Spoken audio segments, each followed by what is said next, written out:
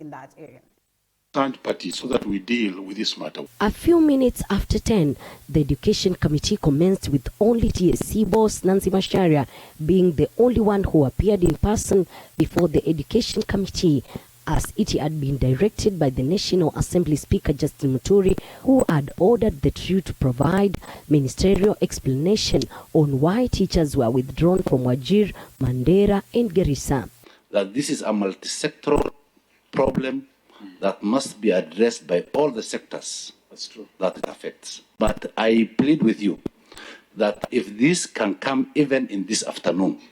MPs raising objection on the constitutionality of the session, noting that it would be unwise to proceed without the presence of two interested persons, Cabinet Secretary Magoha and Inspector General of Police Hilary Muchembai, who were required to be part of the session, forcing the chairman Julius Meli to adjourn the meeting. So, honorable members, I think in the wisdom of the Speaker and in the wisdom of the House, it is important that the respective officers appear before us. And the reason why we say they appear before this committee is noting that the government works as one unit.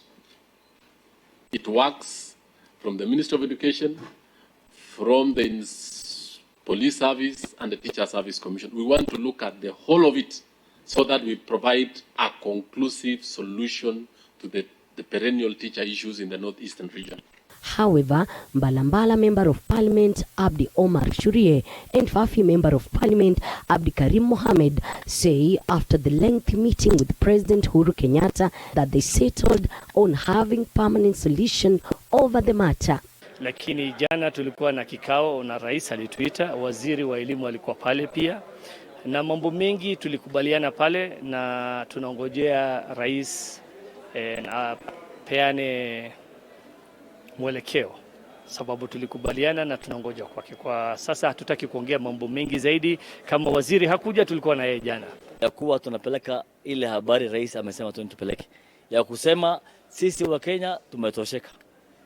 Na kama sisi wa Kenya, leaders wa Kenya kutoka pandi, tumesema Al-Shabaab, hata kama ni ndugu yangu mimi, kama mtoto yangu, tunapatia wa 3 weeks wasarende, warudi kwa nchi yao, wakaribishwa, hatuna shida nao. Lakini wakikosa, tutapatia serikali amri ya kusema mtu yote ambaye anaficha Al-Shabaab auawe, mtu yote ambaye anasaidia Al-Shabaab amalizwe. A meeting having taken place between President Uhuru Kenyatta and northeastern leaders, now a beacon of hope remains with the same leaders to get solution for these students and pupils to go back to classes.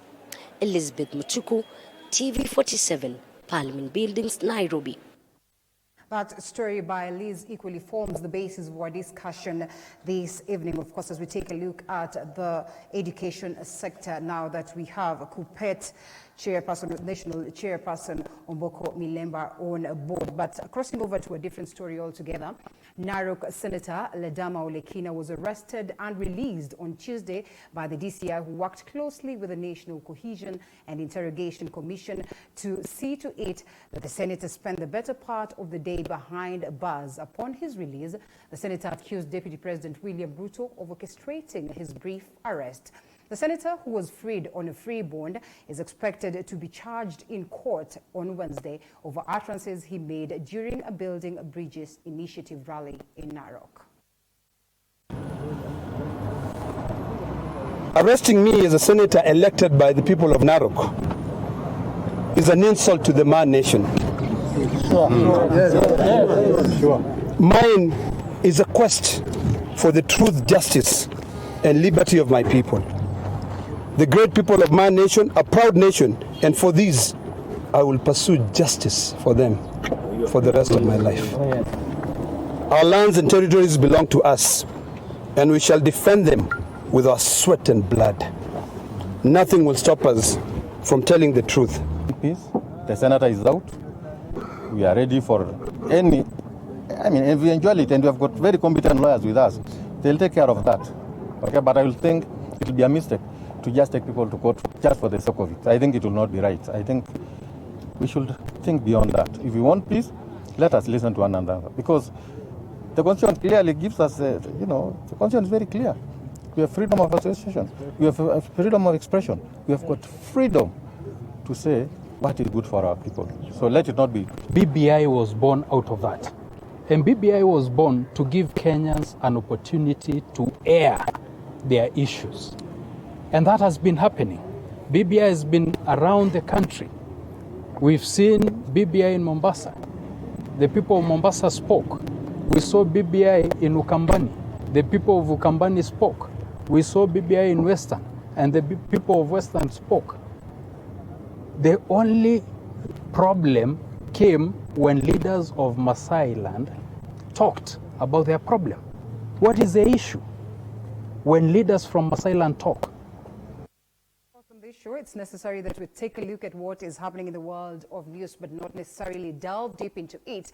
And again, we're doing it a little bit different because what's key is that we need to take a look at the pledges that your leaders have made to you, and most importantly, just seek to address the ones that have not been addressed, and we get to hear from them on what exactly it is that has barred them from achieving the promises that they delivered to the people. And today, the guest of the night is a little bit special because then I call him a man, of course, who's won lots of hearts in that case, because then right now as it stands, of course, he's the member of parliament, Emuhaya constituency, that is in Vihiga County. And when we're talking about Vihiga County, we know very well that it carries Rwanda, it carries Emuhaya, it carries Hamisi, Sabatia, and Vihiga. So today, a special delve on Emuhaya. But then again, the guest of the night equally carries that heart of being the Kuppet national chair. And of course, coming at this particular time when so much is happening in regards to matters education and the best interest focused on what is happening on the northeastern region. Good evening, Mheshimiwa. Good evening. Thank you so much for your time. I know it's been a lengthy day for you, full of activities. Very lengthy because I begin my day very early. I train in the morning, after which I have to do the rest of the issues of the day. Listening to you yesterday on one of the local stations, you had so much hope that probably today would bring along lots of course, hope for the people of this northeastern region in regards to ensuring that we deal with the stalemate that is at the level of education. But sadly enough, seems like it has not come to pass. What do you suppose could have informed this? Well, today I happen to be a member of the Education Committee, and we all went to the committee expecting that the people who had been ordered by the Speaker of the National Assembly will be appearing. And the Speaker of the National Assembly was very precise that he wants the Inspector General of Police, he wants the CS Education, Professor Magoha, and he wants the CEO of TSC, Nancy Macharia. But when we reached there, those people were not there. Apart from Nancy Macharia, who came late, the rest were not there, and we thought it would be not proper to deal with the matter, so we suspended the matter to a later date. I moved a motion to try and bring it as early as possible, and therefore we shall be meeting them tomorrow. The teachers are looking at you, Mheshimiwa, today, and theirs is that need for an answer. So the moment we keep postponing this, what does it mean to them? What does it mean to the students who are in dire need of education as it stands? In fact, if you would have played the clip which I saw you playing here a few minutes ago, I spoke on exactly that. And I said that this is a very grave matter that requires immediate attention, and that we could not postpone it to Thursday because the chair of the committee had intended that we meet them on Thursday. I moved a subsidiary motion so that we listen them tomorrow, and we asked the Speaker of the National Assembly to give us a special sitting, because ordinarily sittings of committees of parliament would occur on only Tuesday and Thursday. So we have been given a special sitting tomorrow at the Education Committee to listen to that matter, so that the children of Northeastern can quickly go back to class. We hope a solution shall be reached. What does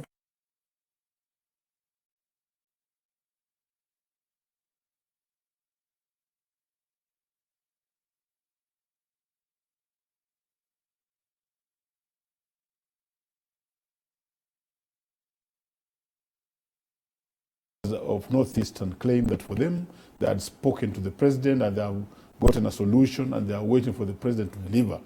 Having been in the union for a long time, the organs of government operate in that many ways. You would find that parliament is moving to fix something, but at the same time the executive has taken over and would get an executive order, so would end up then discussing the merits of the executive order. So that could also happen. But we shall wait and see. All right, so as we wait and see, any communication? The parliament has the authority of dealing with matters that affect the people. The people, but yes. likewise, the president has, because he's universally is elected by universal suffrage. So before we delve deep into matters education, can we now tell the students, can we now tell the teachers out there that they can only base their hope on hope? Because then probably there's no proper communication as to whether, again, these persons who are of interest are going to appear tomorrow? Yeah, I can't speak for them, but let's wait for tomorrow. And if they don't appear, I think the committee will take a resolution or a certain decision that should now be carried forward. All right, now that aside, of course, we'll delve into the aspect of education later on, based on the conversations that have been formed by Mheshimiwa over the couple of over time. But most importantly, let's focus on Emuhaya, because then this is the constituency that you represent, and the people are watching today, and of course they have lots of questions for you. Standing into the departmental committee, of course, of education, matters, research, technology, of course, labor and social welfare. I mean, one would argue that you wear lots of hats. And, you know, technically, of course, we know members of parliament are supposed to do that. But then also with this aspect of education that has brought a lot of issues, you know, at that particular time when you were elected in, do you suppose then that you have done justice to the people of Emuhaya as it stands today in terms of representation? Thank you. I'll speak for myself. And I would also expect the people of Emuhaya to have their views. Right. But I believe I've done justice for the people of Emuhaya. I was elected as MP for Emuhaya because of my track record in trade unionism for the teachers. Yes. And when you look at the election of a member of parliament is a representative, a spokesperson of, a leader of in parliament. And when you look at a trade unionist, he's a representative.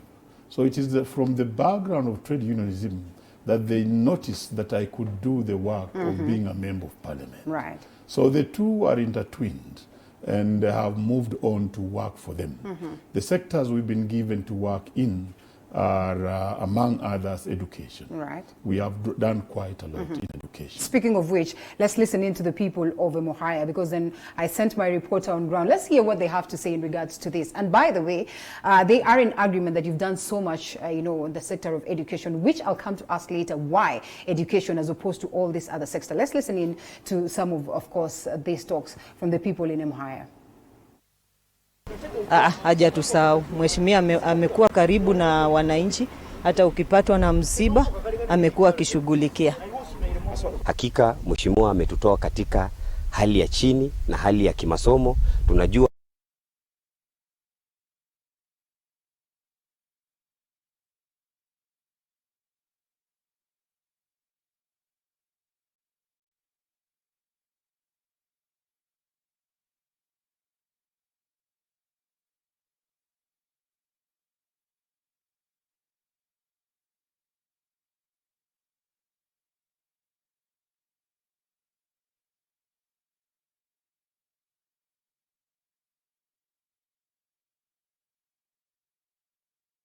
so far.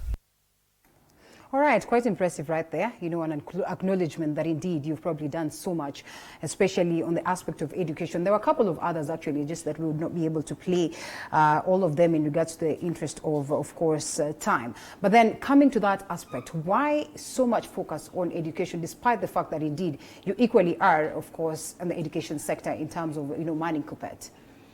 Well, focus on education would be because of several reasons, but let me mention a few. That one, Emuhaya as a constituency and Vihiga as a county, and basically now the entire Western. Right. With the failure of the sugar industry, this is an area that does not have cash crops. Right. It also does not have industries it depends on, because we lost Mumias and we lost pen paper, and the small micro industries that were in the region are not still working.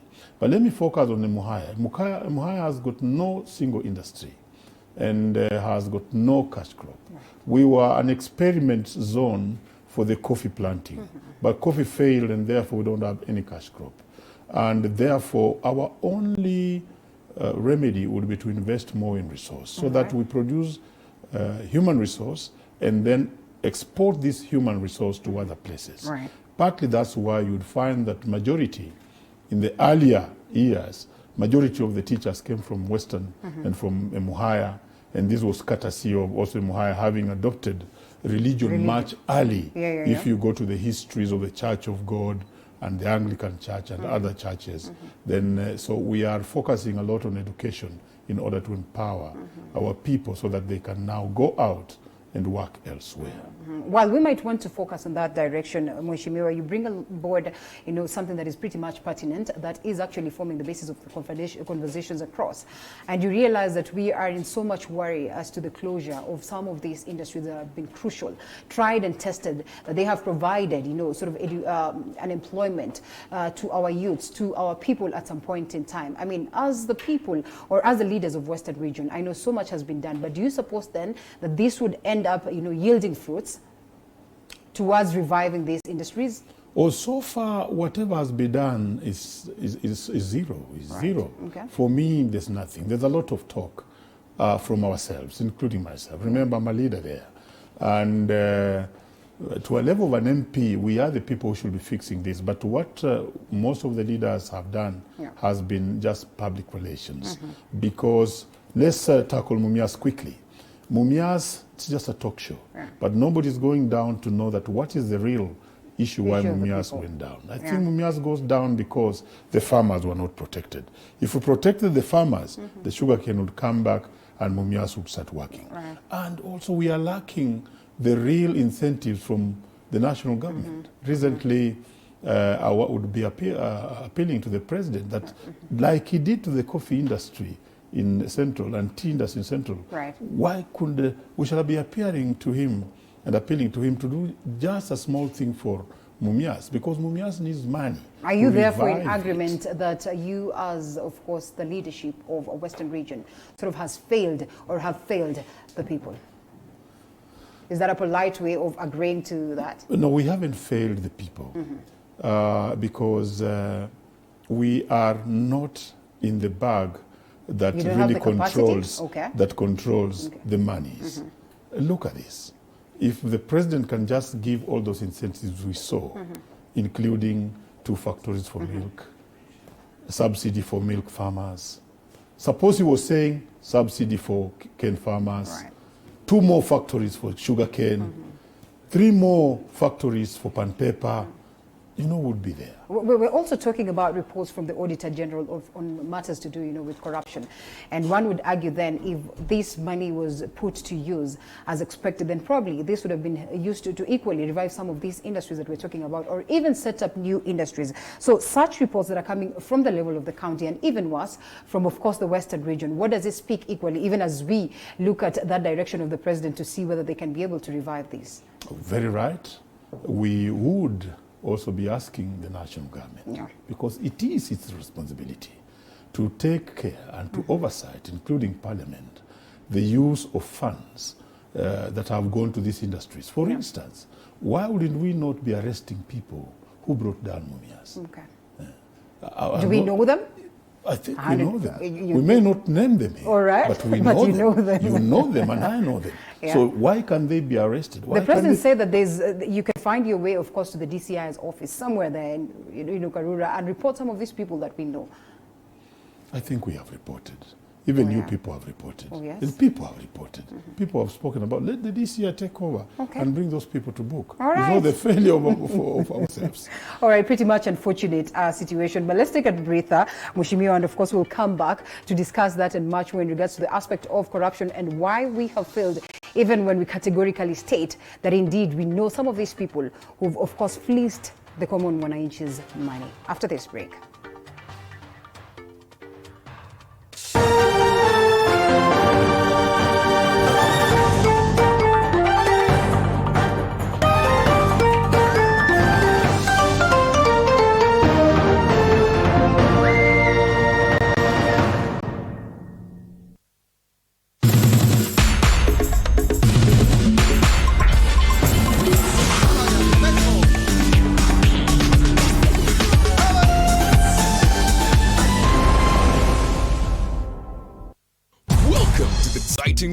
M-Truck Solutions, your trusted provider for bulk SMSs. We also offer API integrations for all your communication and payment needs. We also provide you with tailor-made payment gateway solution to receive and disperse cash quickly, affordable and securely. Let us expand your reach and connectivity on USSD, SMS and voice today. Call us on 0723 030 030 or email hello@mtruck.limited.co.ke. For more details, visit our website www.mtrucklimited.co.ke.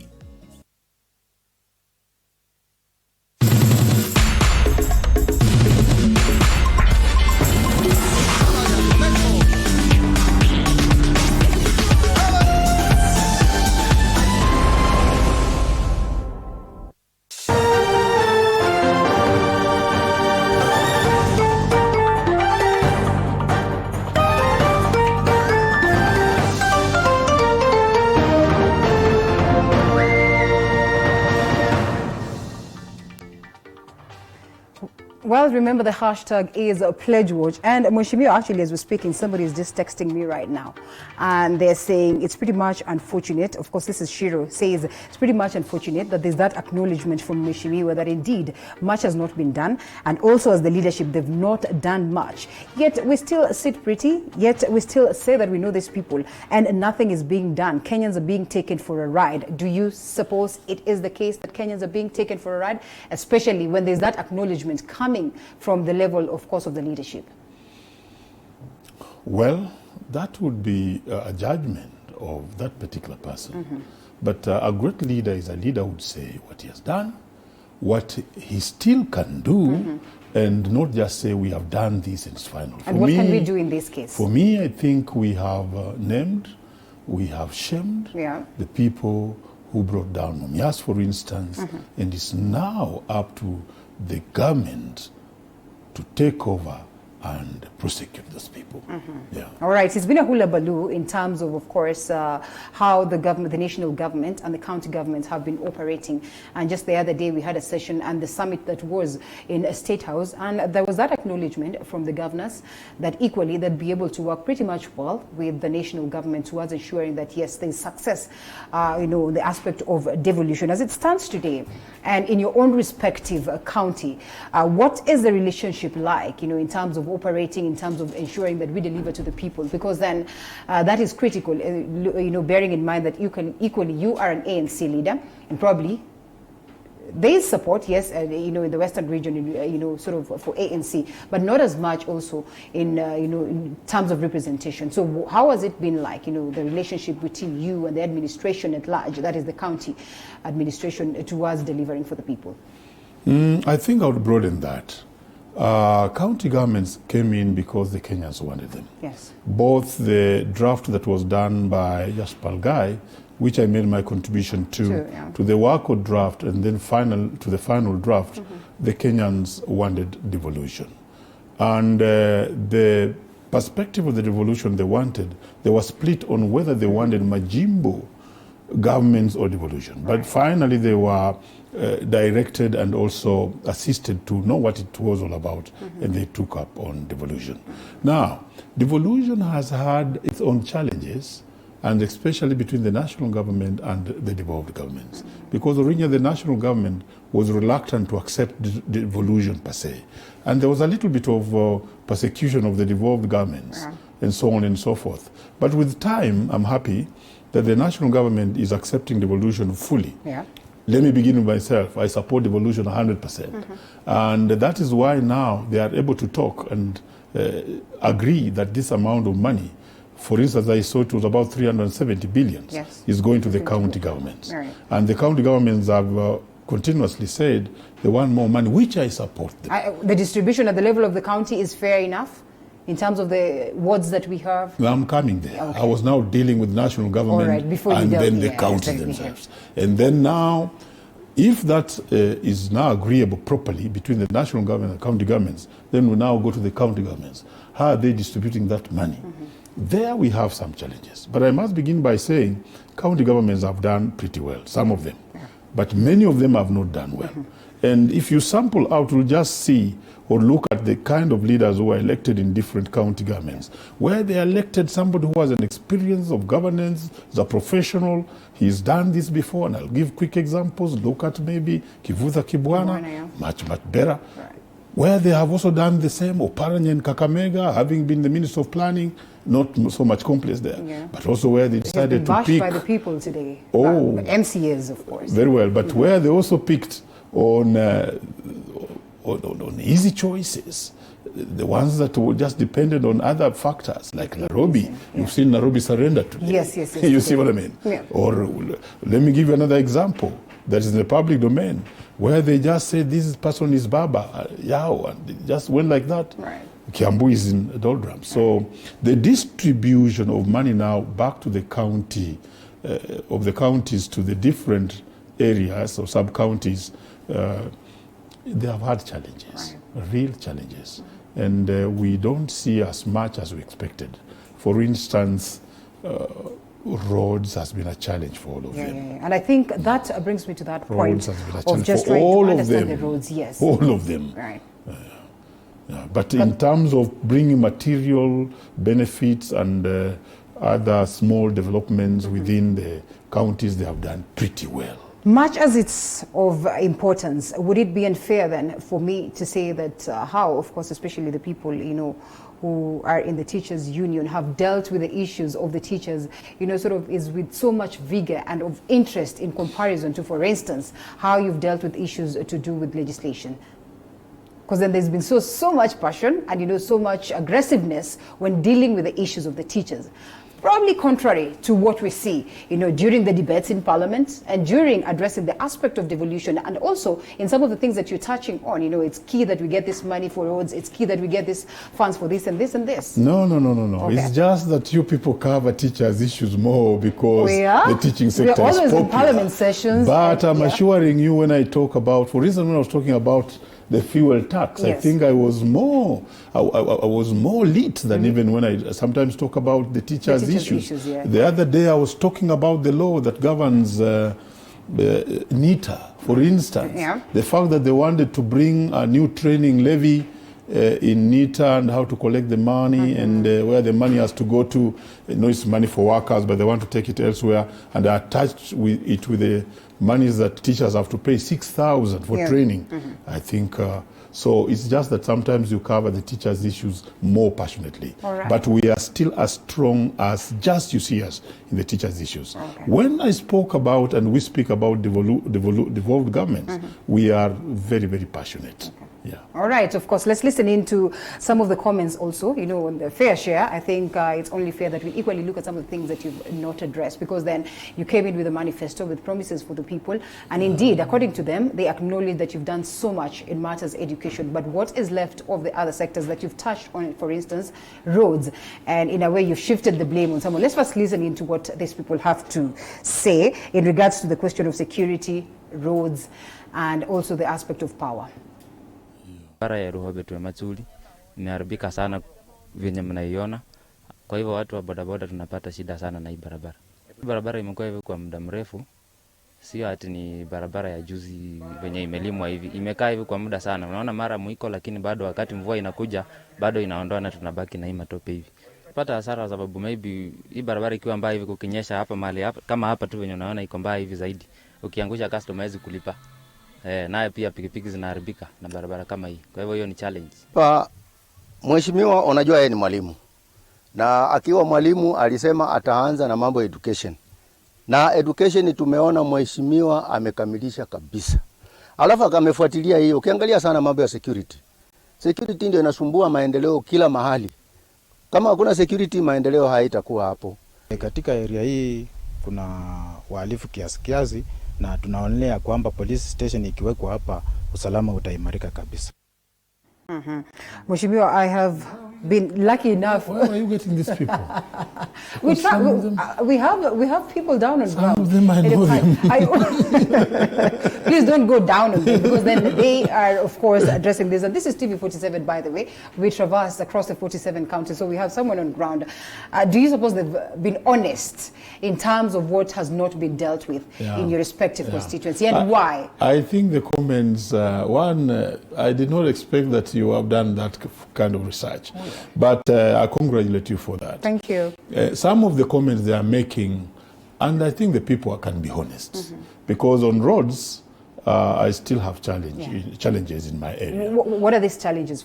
Because it's important that they know. In fact, we'll play a bite that equally, some of them are saying that, there's not proper communication.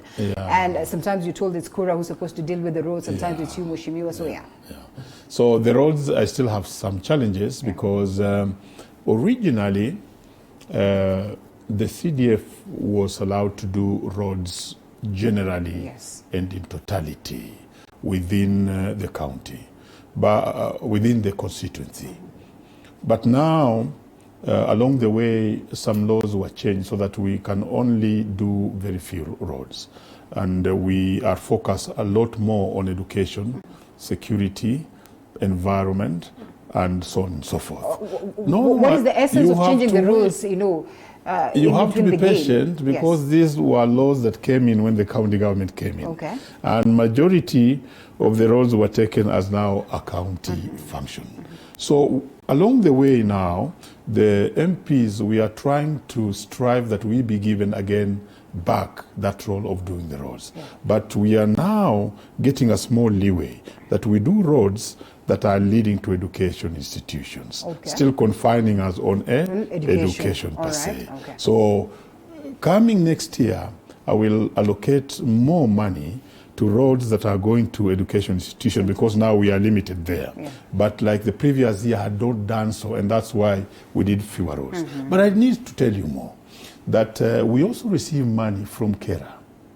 And this KERA does a few roads, and we receive about 22 million or 21 million. So like the previous year, last year, I did 16 roads using that particular money. I tried my very best to spread out thin. And this year I'm doing another. In fact, now we are doing the tendering now. So some of the roads they're talking about, we are going to deal with them. I'm doing 13 of them.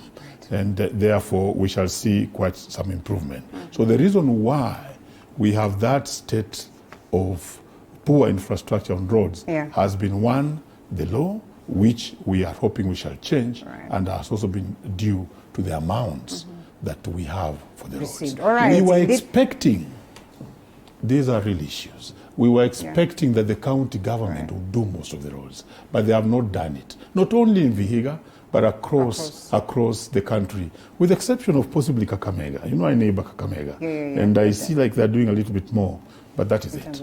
All right, a big question then would be, who are we supposed to ask some of these questions? Because the common mwananchi equally sort of is left in a limbo. For instance, well, there's one who's just sent in a message in regards to the roads, but I guess you've answered that. That is Madam Fanny says, Eluhove barabara ya Ematsuri. Ematsuri mbaya sana. It's very bad. I know it. Bad, yes. I know it. And because I was to do the road between Kilingili and Milimani, and somewhat the county government has decided to do it. I've shifted that money from there, and I'm now doing that Eluhove. Is it a lot of confusion within the county government? You because can see what I when mean. You say this, we would ask, even if you're not the person who's supposed to do this road, then who is supposed? Is it the MCA? Is it the county government itself? And then it brings a lot of confusion because at the end of the day, then the common mwananchi will not be able to get the benefits of this. And before, of course, we get to hear what you have to say in regards to the same, let's listen into this, especially in the aspect of matters communication and how this is communicated to the common mwananchi who went out there to cast that vote. Hajafuruta sana vile tulivyokuwa namtarajia. Mara saa zingine unakija upande wa mabarabara, saa zingine sisi hatuwezi elewa sana. Saa zingine unaambia hii ni ya KERA, hii ni ya Kura, whichever. So saa zingine unapata unakuwa challenge. Kwa upande ya miradi, naweza mpatia angalau 3 kwa 10 kwa hii North East yetu. Because kwa saa hizi ako na mipangilio hasa ya kufanya kwa hii area. lakini hakuna mradi naweza sema mheshimiwa amesimamisha kwa hii nini. Labda kama ni kujengea Kilingili Primary Administration Block. Lakini nikisunguka North East yote nianze kusema hii ni mradi ya mheshimiwa Omboko, bado haijasimama. Lakini naweza sema akona mipangilio. But tunajua mipangilio na muda ndio unakimbia, because angali na miaka miwili. Na miaka miwili naweza sema wakati wa kazi ni mwaka mmoja. Ile ingine inakuanga kuweka laini zake sawa sawa ili arudi bunge. So unapata saa zingine ni rais akamilishe ama asikamilishe. Pando mradi. Mimi naweza sema ukweli, kama hiyo sijaona mradi wote wa mheshimiwa. Sijaona, sitaki kudanganya, nimeona mradi. Sababu ukitukianza hata kwa hii soko yetu. Hii soko yetu iko na shida, tumeomba tusaidiwe soko ijengwe, tumeomba vitu kadhaa. Well, we had some bit of issue in regards to the sound, but of course also the very last person was talking about the aspect of communication, because then there's nobody who's going back to the common mwananchi to explain to them that, you know what, this has been taken up by the county government or not. Before you answer this, the first guy gives you 3 out of 10. You are a teacher. Extremely poor. That's very poor. Extremely poor. What do you make of that? No problem. You know, he is justified because he cites the aspect of the road. And that's what I want to deal with. He has awarded me his 3 out of 10. It is up to me as a leader to improve that score within his perspective. Do you have enough time to do that? I think I have time. Would you want to go back? To do what? Back, of course, we're almost going to vote again. Yeah. So then. No. My answer was much clearer. All right. That is up to me to actually make sure that I improve that score from 3 to possibly 7, of which I think I should be able to do. And that will be very gratifying, because what I do mostly these days is that I get happy when people talk out of their own volition that he has done well. But that's when I sleep well. But when they say I've not done well, I go back and fight to improve very well. Now let's discuss, before we come to the aspect of communication, with the side pretty much well. But there's a question which you have asked, which I thought should have been within the confusion. That's why I said the confusion that is within the level of the county, because clearly you have portrayed a picture that, you know, is disheartening if a common mwananchi is to sit down and say that these are the people you're waiting to represent you. Yet within themselves there's a lot of confusion. Well, basically, the communication has been a challenge because the counties were actually basically to do the roads. Apart from the few roads that we are supposed to do in terms of Kera. And I can define, and for the people of Emuhaya, I can define the roads that I'm supposed to do. Possibly it will be very good, and this is a wake-up call. I'll also tell them when I go home. Yeah. This money I used to do the 16 roads last year, and the ones that I'm using to do the 13 roads this year. The Kera road maintenance, which I should do, is simply the road between Kilingili and through Msutsui towards Eshirulo, and then to Humusalaba, and that is it. All right. Another bit of it is from Ebuyangu to Humusalaba. Yeah. And notice, for the people of Emuhaya, those are tarmacked roads. The one of Kilingili is very poor, because the amount of money we have for it most of the time is about 10 million. And the 10 million we do ordinary repairs. But it now needs a new layer on it. So last year what we did, we tried to lay a little bit of a small section that was so bad, but did repairs on the rest of the rest of it. The other part I should do, because I know they are following, yes, and they know the roads very well, following, yes. is the part between somewhere between Luanda towards this school called Esalua. That's a tarmac road.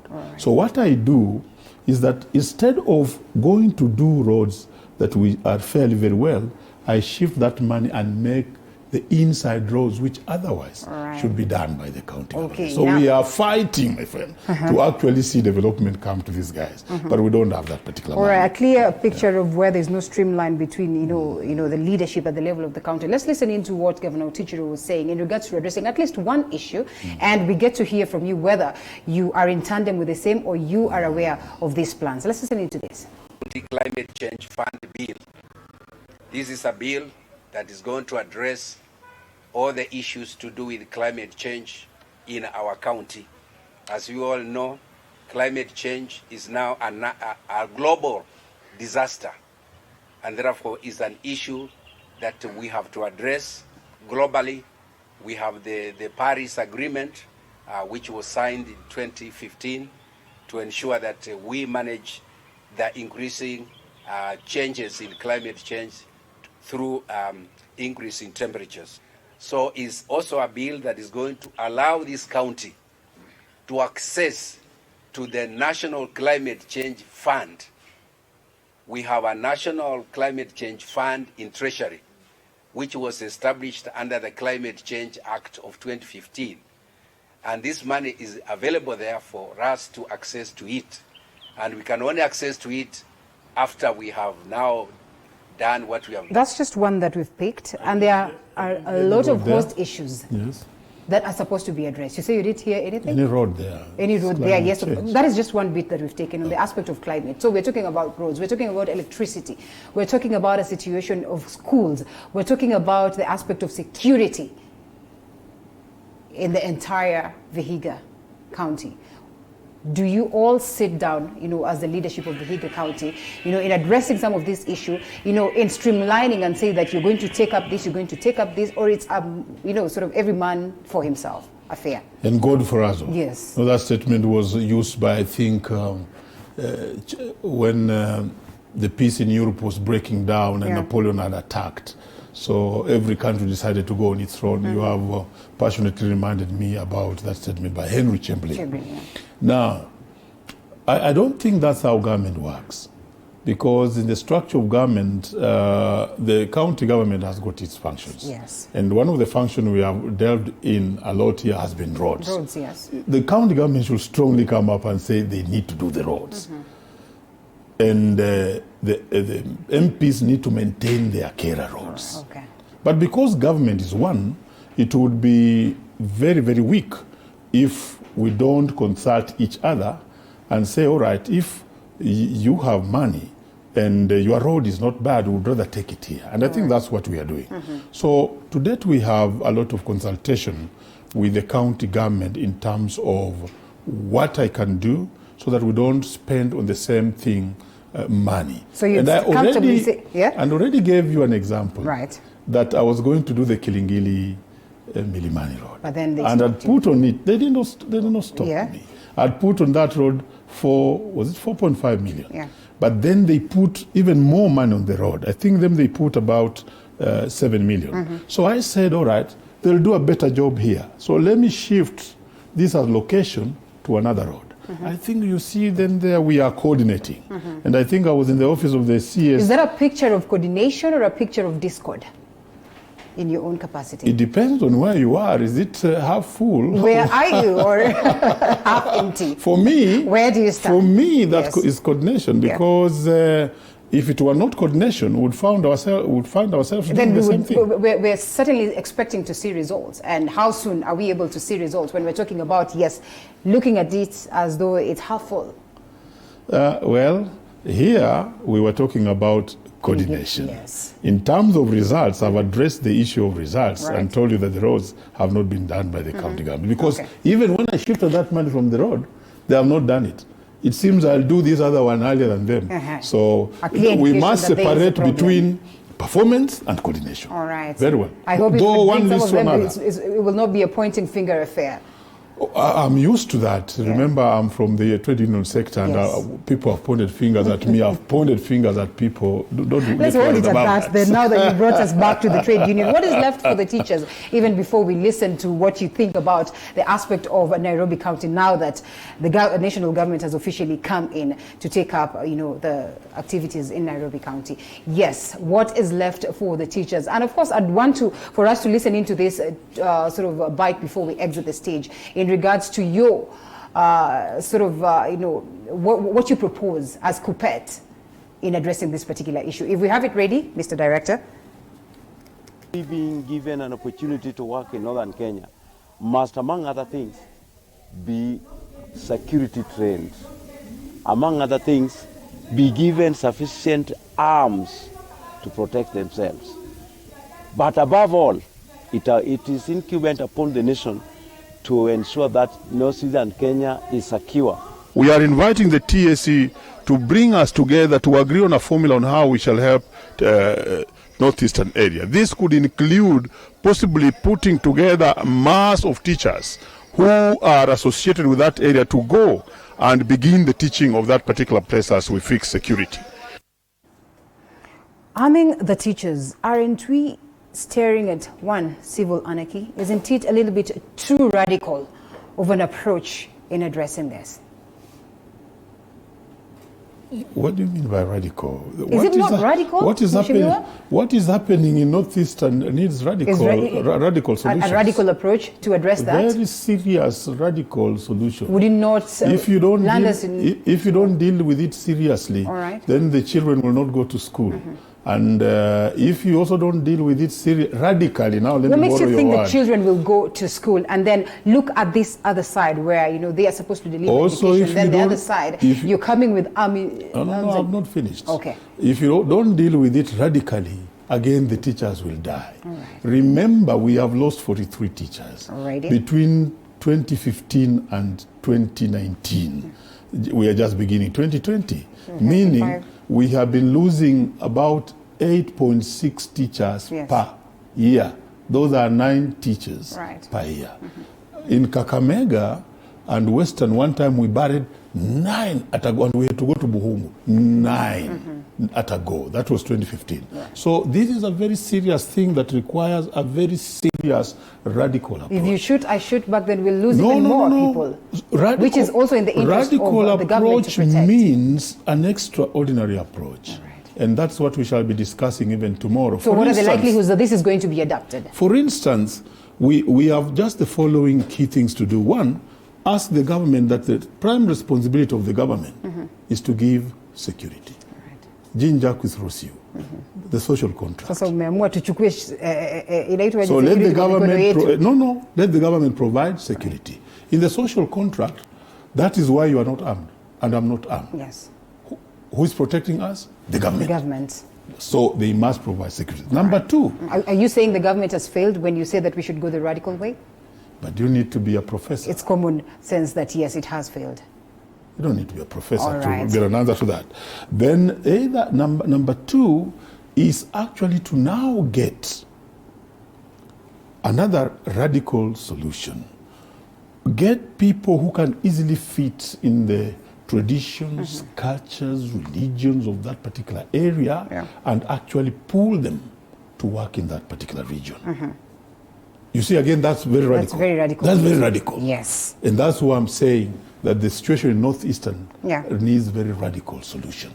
Another alternative is to take the pool of teachers with the TSC numbers, hand them to the leaders of that area, including the police. And possibly that's why the Speaker wanted the police, wanted the CS, and wanted the CEO. The CEO to give teachers, the CS or education to give policy, and the IG to receive the teachers and be told that we are giving you these teachers to go and protect them. Guaranteed security for them. We are there. All right. Okay. Well, there's so much to discuss revolving around that, but because time is not on our side, we might not be able to do that. But when we take a look at Nairobi's situation as we wind up, Mheshimiwa, what do you make of this move? Equally, taking a look at briefly what has played out, of course, in the aspect of the Constitution, what it provides for in terms of that,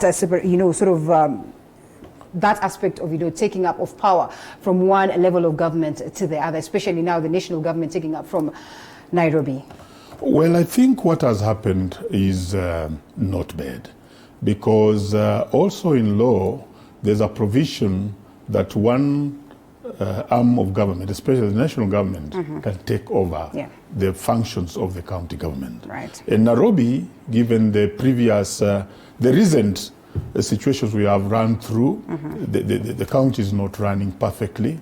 Sonko himself has had challenges, and they have persistently been there. Yet Nairobi is the heart of Kenya. The transport which the national government has taken, for me, is very, very good, because Nairobi needs a national transport system, whereby we can bring a railway system, we can bring possibly certain buses that are only doing public, using special lines.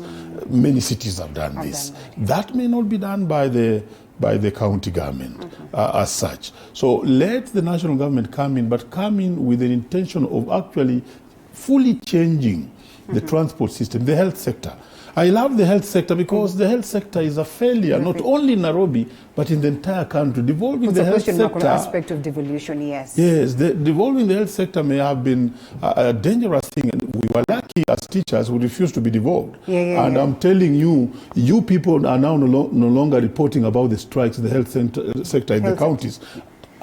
More than half of the counties are actually on strike, but you are not reporting because you have reported under your time. So what is happening for me is correct, and I think Governor Sonko is also a very serious political man because he has somersaulted. Has he surrendered officially? He has surrendered and somersaulted. He will get another lifeline. He's a good politician. Up, For me, that was strategic. I laughed when I saw this news at 7. He's laundering himself. He's laundering himself. All right, as we wind up, speak to your people in Emuhaya. Guarantee them that the things that you've touched on and you think you've not delivered, you still think you would be able to deliver in this short time. Thank you. For my people of Emuhaya, I know we can face them there. We had the agenda of education. I think on that one we have done pretty well and have so much in store. So by 2021, or by the end of 2020, we shall be having so much because we still have to bring many other schools.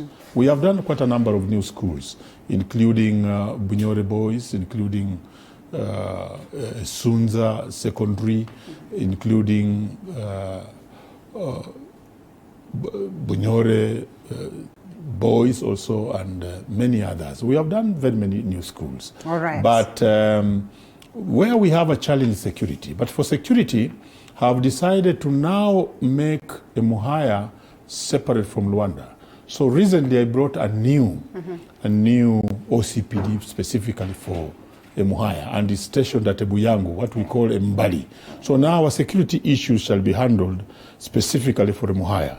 So I'm now finishing that other security post at Makaha, after which we shall bring an OCS there, and then I'm building a central police area in Emusire, and that will bring the OCPD at Emusire, and another OCS goes to Mbali. So sooner or later we shall fix our security issue, and that is prime for development. And we are also improving on lighting. We have lit most of the markets. I don't want to mention them because they know, but we have now paid money to light Ipali, to light Hasikote, and then to light the Busirori market, which we call Muhombe.